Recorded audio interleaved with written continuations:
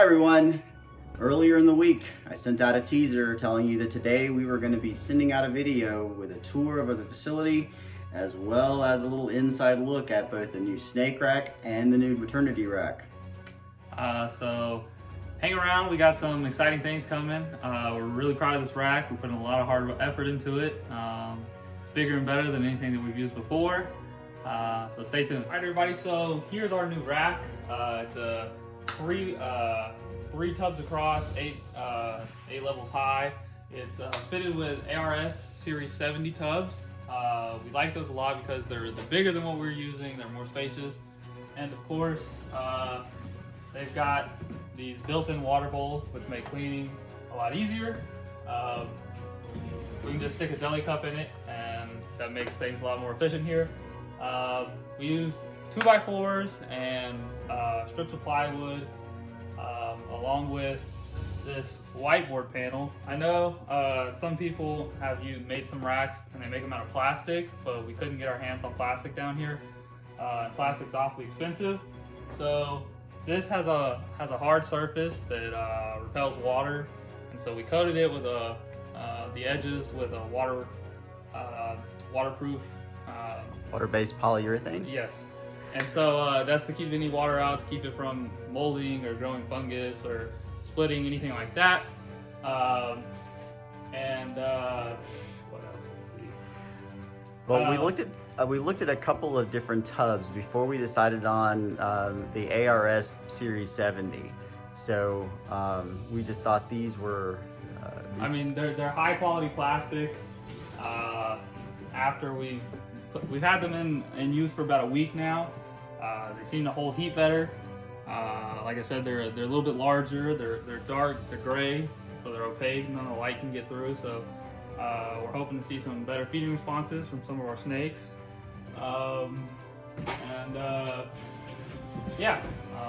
It's working great.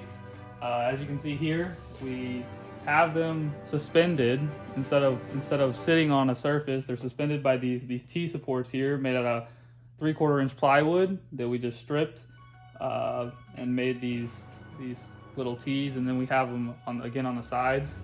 And then here we have this whiteboard panel, and then we have this frame right here made out of split 2x4s, and that keeps it all together. It's nice and well supported. It's a solid structure. It's not going anywhere, and we're really liking it a lot. And it's on casters, so we can move this puppy around if we need to, which comes in real handy when we're trying to get to the electronics in the back. We did look at some other tubs, and after looking, and of course, we're not sponsored or anything by ARS. We completely bought these tubs, but we looked at a lot of different professional tubs and just decided on these because they fit our needs better. And when we were designing the rack, we designed the rack around this tub. We also have these name tags here. They're new and improved. We've been able to type them out, put them in this sleeve, and hang them on. And so when it comes around the breeding season, we can always, move one down, put it in there with them so that we know where all the snakes are.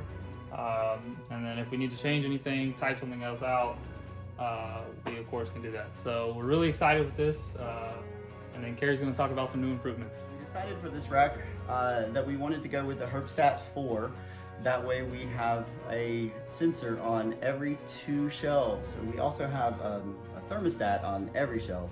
But we have this so that we can actually put them into zones, so that we can control the temperature in each zone of the rack, which is also going to come in handy in breeding season when we can put part of the rack into a daytime nighttime cycle of temperature shifts, and hopefully get the snakes to want to breed a little bit better than they do, some of them. So that was quite the upgrade. And as far as heating, we made heat panels instead of just heat tape. So we have heat tape that is, I'm going to open this up a little bit here. We have heat tape that is attached to aluminum flashing.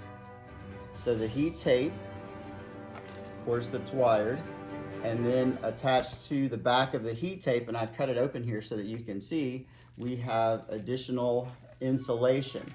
So that's going to keep a lot of the heat from coming out in this direction and make sure that our heat is coming out here. The aluminum will helps to keep the heat more even all the way across. And the way that, if you want to step over, we have actually, you can see here, the heat panel covers the back third of the rack, and there you can see actually the sensor for the Herbstat right there. And so the heat panel covers the back third of the rack, and so it creates a great gradient from back to front. And so this is a small model of the heat panel because we're going to be using this for another rack that we've got. And the heat panels that are in here are all about 1/8 of an inch below all of the tubs. And honestly, we were thinking that we were going to have to jack the temperature up a good bit in order to heat the plastic tubs with that particular, with them being suspended over it. But turns out that we didn't. That these heat panels are heating the tubs great. And we only have the Herbstat's only set at 94.8, which gives us a nice 88 in the back of all of our tubs and about 77, 78 in the front of the tubs, and a near perfect gradient from back to front. All right, so Alex is going to lead us back here to the rat room. Yeah, let's just stop here. This is what we keep our hatchlings in. We're gonna space this out because we fitted it to fit some 32 quart Sterilite tubs. But now that we have more space over here, we're just going to put more shells in this so that we can put more babies in here. But this is where it all goes. It's made out of melamine, and you can see we just got a strip of 4-inch sheet tape running back there with some duct tape keeping it down, and it works great. So that's that. We have some storage shelving. We have our shipping supplies and shipping table. So if you order a snake from us, we're going to be putting it together here at this table and shipping it out to you. And here we enter our rat room. Yep. And so we've had these three racks here for about a year now. They work great for us. As soon as we put them in, we saw an increase in production, an increase in efficiency with cleaning, made things a lot easier, a lot more manageable. And then we just recently, after at the same time we finished the new snake rack, we finished this maternity rack. We've got 5 females in here right now. These are 16 quart hefty tubs, I think. If you come over here, you can see that they don't really have any area for the rats to chew along, which makes them great. And the mothers have plenty of space. They're nice and protected. They're alone, so they don't have to worry about fighting over babies. If they happen to be in a tub over here with another mother, there's no issues there. We're really starting to like this. We're already breaking it in, and we hope to see some increased production out of it. Yeah, one of the problems was that we were seeing when you had a couple of pregnant mother rats in the same bin, there tended to be baby buffet, and so we were losing production. And so we built the maternity rack here so that we could separate our pregnant females and increase production. So that when you order rats from us, we will have them ready. Yep, and we use these. The water system has this, I forget the kind of tubing it is. It's in 3/16 I think of an inch. Black tubing that you can either get it from Freedom Breeder or from Reptile Basics, and then these cool tank connectors up there that allow for a strong seal, and they have a stopcock so we can stop the water if we ever need to fix anything with the water system or drain something. We really like that feature, and rat room's working well. And the materials for the maternity rack here, just like the other rack, we have our split 2x4s.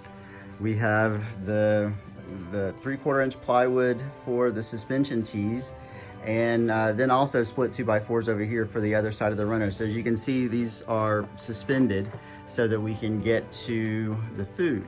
And this is just hardware mesh up at the top so that we can put the food up here. It helps us cut down on food loss, and it didn't take very long before every one of the rats in our bin had their pups, and so we're happy about that.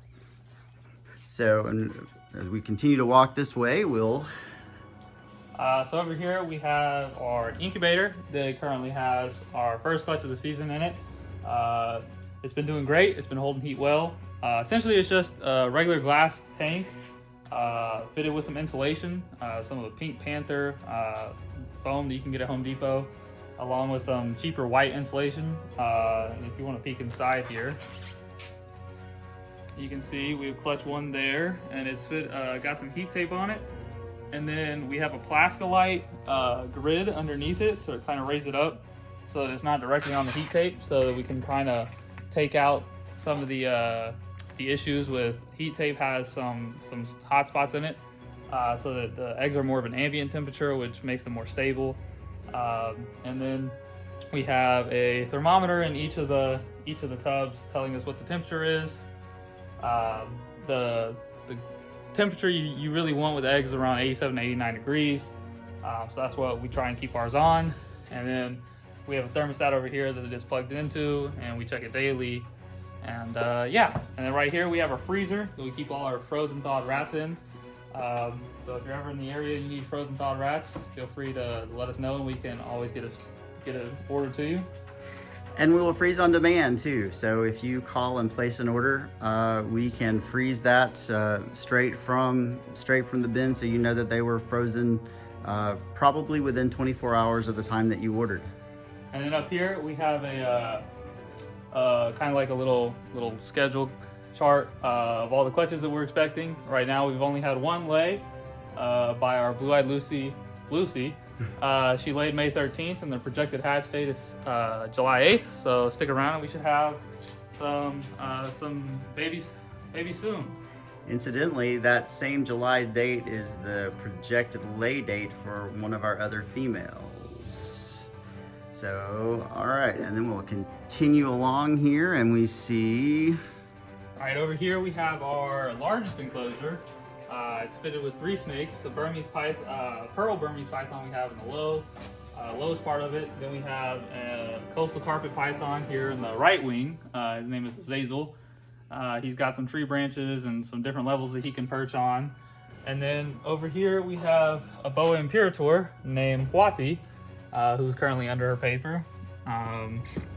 We knew when we got these guys they were all pretty small, but we knew we were going to have to get something pretty big, and because of the price of large custom enclosures, we knew that we'd be better off trying to build something, and so we built this, and it's worked out great for us. Yeah, we lovingly call this one the castle. This was the first custom enclosure that we built here at S&H, and so you can see why we built that. Just a little side note, Azazel here is named after a demon. He is no longer a demon, but when he was a hatchling, he was quite the little demon. So that's why he has that name. All right.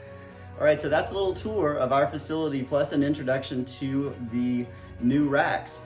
One of the things that we're really proud of here at S&H is that all of our animals are in enclosures that we built. They're all custom to our needs and to our facility. We're gonna post some information about those things, so you can have them and use them and modify them as you wish. Just let us know if you have any questions. We would love to answer them.